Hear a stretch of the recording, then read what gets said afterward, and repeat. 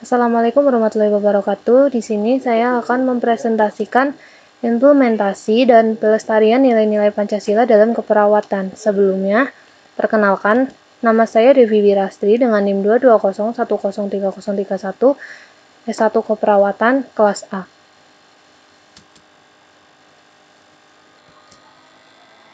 Implementasi berasal dari bahasa Inggris yaitu to implement, yang berarti mengimplementasikan. Implementasi merupakan penyediaan sarana untuk melaksanakan sesuatu yang menimbulkan dampak atau akibat terhadap sesuatu. Pancasila berasal dari bahasa Sanskerta yang terdiri dari dua kata, yaitu panca artinya 5 dan sila artinya dasar, asas atau prinsip.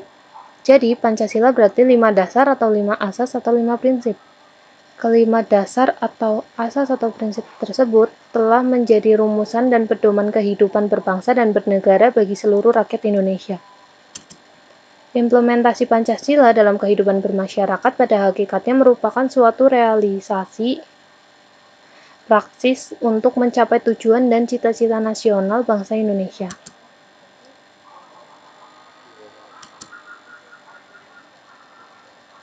Berita pertama. Rina Wahyuni, perawat paliatif, teman pasien tanpa harapan sembuh. Anasya terkulai lemas di atas dipan rumah orang tuanya. Sudah setahun kondisinya tidak membaik. Ayah, ibu, serta neneknya merawat Anasya sejak pertama kali dirinya terjangkit demam berdarah yang tidak tertangani dengan baik.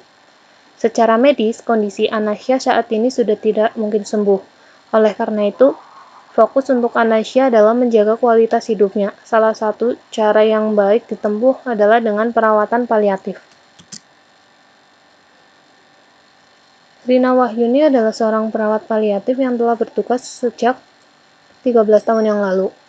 Profesi ini membuat dirinya tidak hanya menjaga pasien secara fisik tetapi juga mental.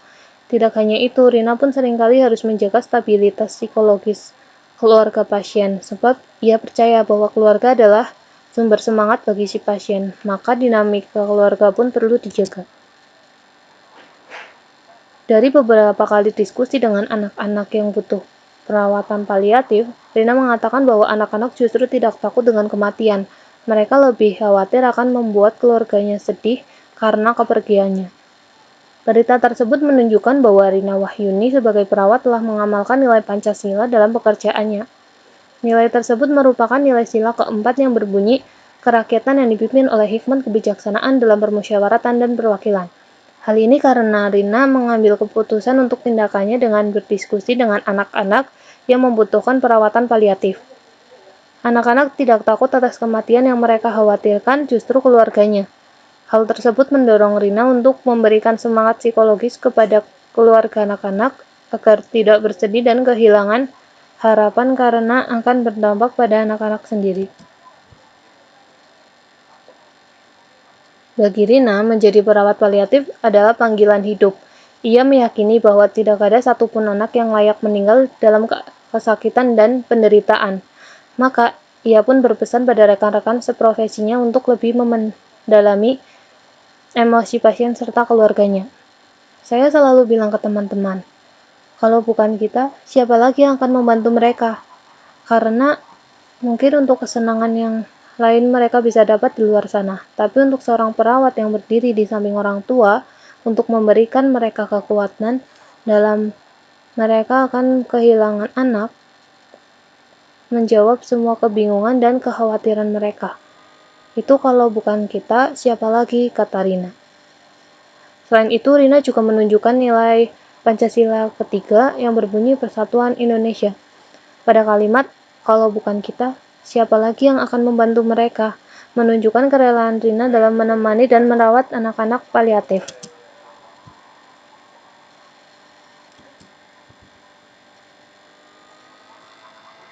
Berita 2. Diduga perawat lalai karena main handphone, pasien meninggal. Kematian M. Rizky Syahputra di Puskesmas Panjang, Bandar Lampung membawa duka panjang bagi keluarga korban. Nyawa Rizky tak tertolong diduga gara-gara perawat puskesmas lalai karena asyik bermain handphone. Berdasarkan keterangan warga yang berobat di sana, Risnawati mendapat informasi selama anaknya dirawat gawat darurat puskesmas, perawat justru asik bermain HP. Menurut Risnawati, seharusnya perawat langsung mengambil tindakan dan penanganan cepat, langsung merujuk dan membawa ke rumah sakit saat keluarga datang, korban sudah meninggal. Pelayanan puskesmas panjang, tutur dia. Sudah sering dikeluhkan masyarakat setempat, perawat yang bertugas sering mengacuhkan pasien yang datang berobat. Penanganan pasien yang sakit hanya diberikan pengobatan seadanya padahal banyak pasien yang mengidap penyakit parah. Pada berita kedua ini, perawat tersebut tidak menerapkan nilai-nilai Pancasila karena telah lalai dengan sibuk bermain handphone. Seharusnya seorang perawat itu peduli terhadap lingkungan sekitarnya, seperti Pancasila sila ketiga yang berbunyi Persatuan Indonesia. Perawat seharusnya bisa menempatkan kepentingan masyarakat di atas kepentingan pribadinya. Sebagai contoh, jika ada seseorang yang terjatuh di rumah sakit dan ada seorang perawat yang melihatnya, maka seorang perawat tersebut harus sigap dalam menolong orang itu, karena seorang perawat harus bersikap peduli.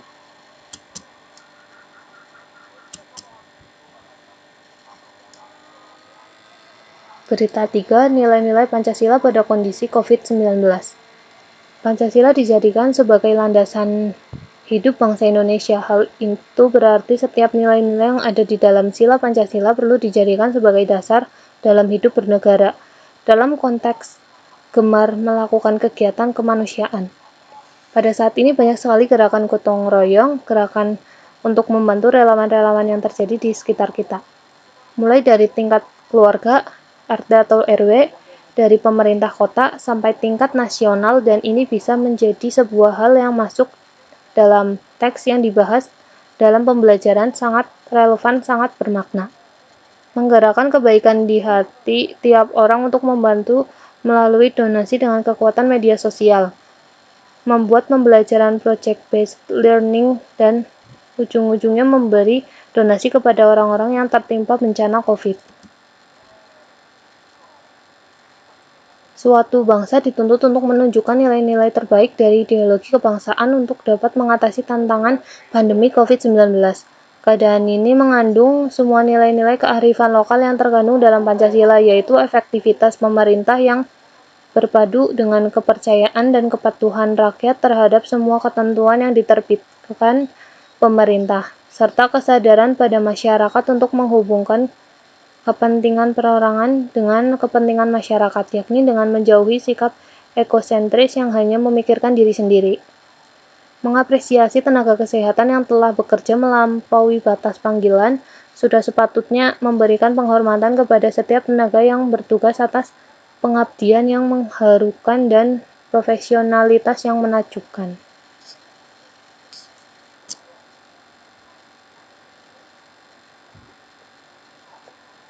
Sila pertama, melakukan dengan cara berdoa dan berserah diri kepadanya untuk keselamatan agar virus ini akan segera berakhir dari dunia. Yang kedua, setiap orang wajib memperlakukan satu sama lain dengan memperhatikan etika sehingga muncul rasa memanusiakan manusia. Sila ketiga, pandemi ini dapat dikalahkan dengan cara kita bersatu untuk melawannya. Pada saat ini mungkin cara yang dilakukan adalah dengan menjaga jarak serta berdiam diri di rumah saja. Sila keempat, mendukung kebijakan pemerintah dalam menerapkan perbatasan sosial berskala besar atau PSBB adalah salah satu cara untuk meminimalisir penyebaran COVID-19. Sila kelima, dibutuhkan sinergitas yang baik seperti kerjasama antara masyarakat dan masyarakat serta kerjasama masyarakat dan pemerintah dan bersikap adil. Dengan hal ini, intinya Pancasila hadir sebagai ruh kepribadian bangsa yang mengingatkan bahwasanya bangsa Indonesia tetap harus bekerja sama serta bersatu. Pandemi COVID-19 merupakan kewajiban bersama seluruh bangsa Indonesia agar kita mampu mengembalikan kondisi negara.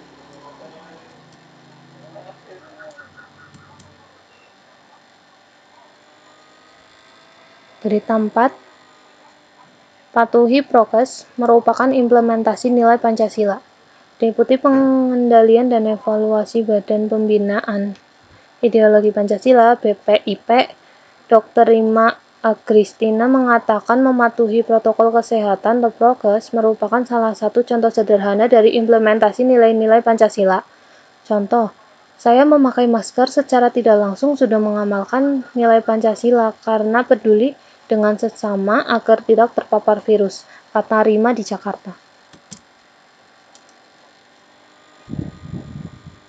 Dengan mematuhi protokol kesehatan sesuai anjuran pemerintah, maka setiap individu sudah berusaha menjaga dan melindungi orang lain. Hal itu selaras dengan sila kedua, yaitu kemanusiaan yang adil dan beradab. Dalam situasi pandemi COVID-19 yang belum kunjung melandai, Rima mengajak masyarakat betul-betul memahami dan mengimplementasikan nilai Pancasila. Jika ada pelayanan kesehatan, terutama untuk pencegahan penyebaran COVID-19, misalnya vaksin dan tes usap gratis, seharusnya masyarakat turut antusias dan memanfaatkan kesempatan itu. Sebab, katanya, di sisi lain ada sebagian masyarakat yang merelakan anggaran negara digunakan untuk biaya obat, vaksin, dan biaya pencegahan COVID-19. Dengan demikian, katanya, diharapkan tidak ada lagi masyarakat yang menolak, menentang, apalagi sampai merusak atau melakukan tindakan anarkis terhadap upaya-upaya pelayanan kesehatan dari pemerintah dalam mengatasi COVID-19. Masyarakat merelakan anggaran itu digunakan untuk memeriksa kesehatan warga lain supaya sehat, maka harus dihargai, ujar dia. Menurut dia, adanya kelompok masyarakat yang menolak, menentang, dan sebagainya tentang upaya penanganan COVID-19 tidak bisa semata-mata disalahkan kepada pemerintah saja. Sebab, katanya, semua elemen masyarakat bertanggung jawab. Untuk itu perlu kesadaran bersama mengedukasi kelompok yang bertentangan dengan kebijakan pemerintah agar supaya penanganan COVID-19 berjalan baik. Jadi, kita harus bersatu dan tunjukkan kepada dunia bahwa Indonesia bisa mengatasi pandemi COVID-19, ujarnya.